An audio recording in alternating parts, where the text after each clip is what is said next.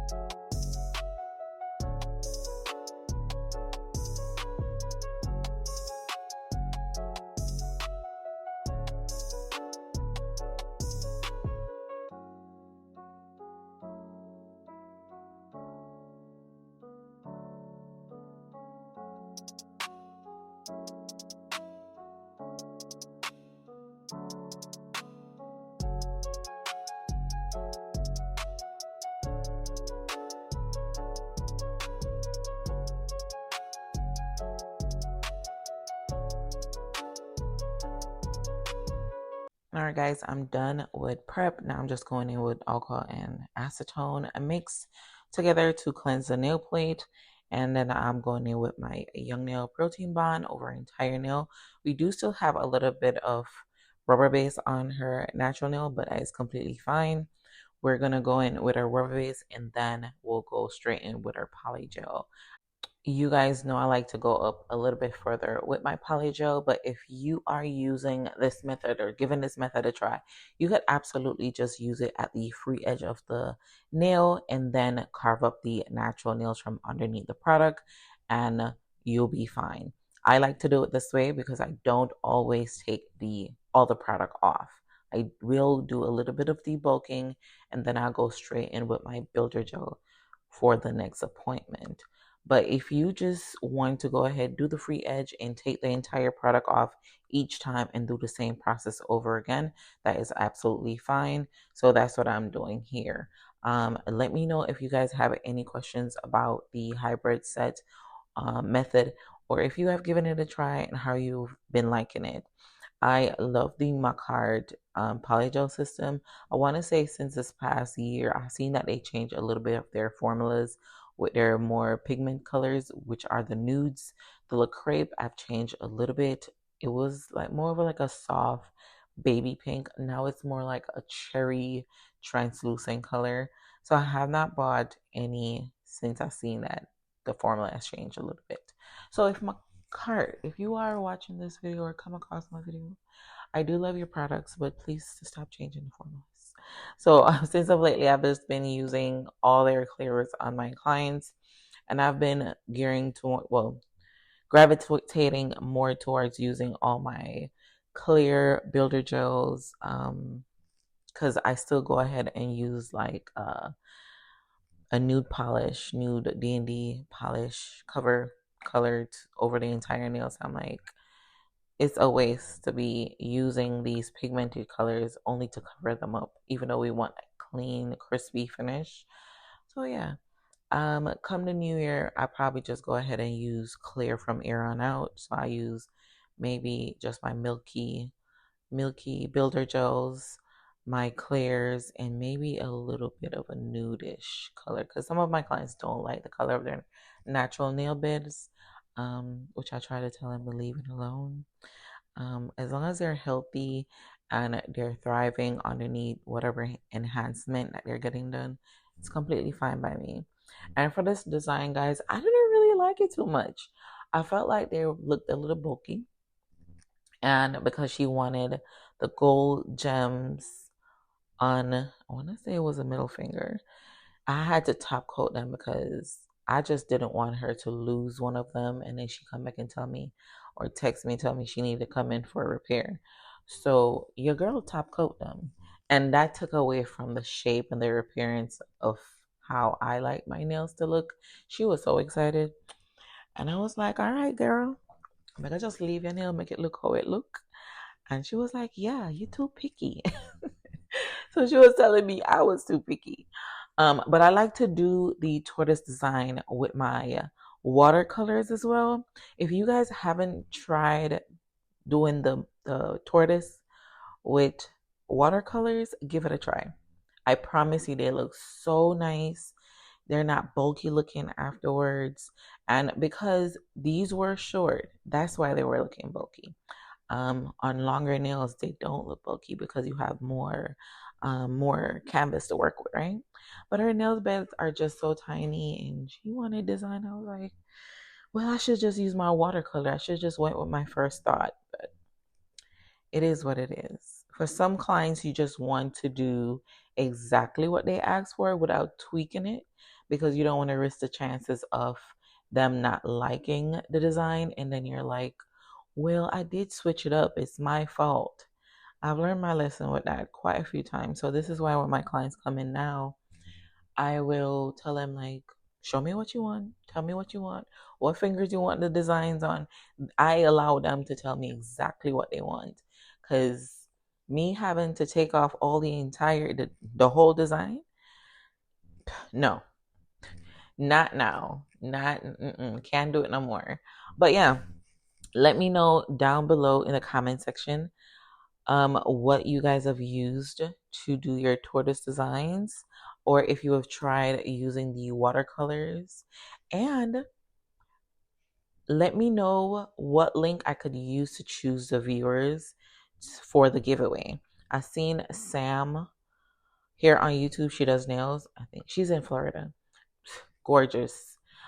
She had used a link before where it choose people from that specific video, where she was asking them to comment in the comment section or just her subscriber list, and it goes based off of who views her channel the most or comment the most and stuff like that. So I like to use an app similar to that or a link similar to that to choose who I'll be giving the products to. So let me know what I could use in the comment section, and I will link the selection in the next video that's coming up next Tuesday. So yeah, here I'm just going ahead to use some alcohol to cleanse the inhibition layer, and then we'll go ahead to file up her nail and do her design. I'll let you guys watch this portion, and I'll be back once we get to the design. Yeah.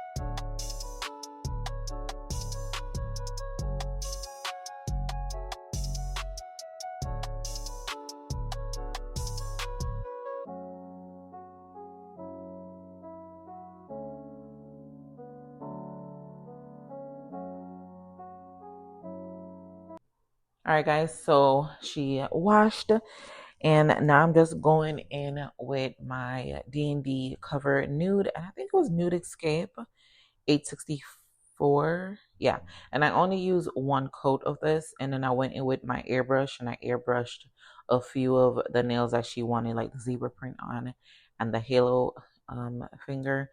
I think that was a middle finger.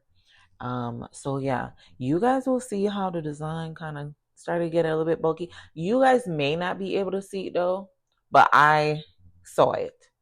So yeah, now I'm just going in with my, I'm going in with my Cooper matte top coat, and then I cleanse the matte nail once it was cured first with some acetone before going in with my chrome design. I find that you still have to like cleanse the nail before going in with the chrome powder, because if you don't, it'll be over the entire nail. So there's still a tacky layer when you're using the Cooper top coat. So yeah, when I've used other matte top coats, I'll probably just go in and lightly buff it with an orange buffing block and then cleanse the nail and go in with the design. But if you just cure the Cooper top coat once and then cleanse it with the acetone, it will be fine. So this is the first tortoise design that I did, and I didn't like it.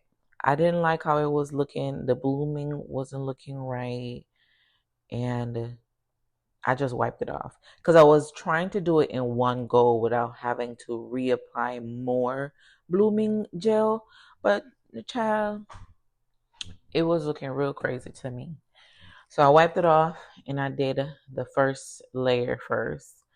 I went in with one color, let it bloom, and then I went in with the darker color. And you know what? That's what I get because I do have the double rhythm tortoise design colors. And guess who didn't pull for it? Me. And I'm just not remembering it doing this voiceover. I used it for the nails that I posted on my shorts the other day. And it worked out fine. I don't know why I didn't use it for these nails. But that's what my box I get. But yeah. So now I'm just going in with my gel paint. I used my Madame Glam black gel paint for this design, and I just go ahead and mix a little bit of top coat to make it a little bit more loose, so it's not so thick, and I'll be able to create a design without it. You know when you try to make a little streak, it will stop in between. So I put a little bit of top coat in the gel paint, and then I went in just to make a little zebra print design.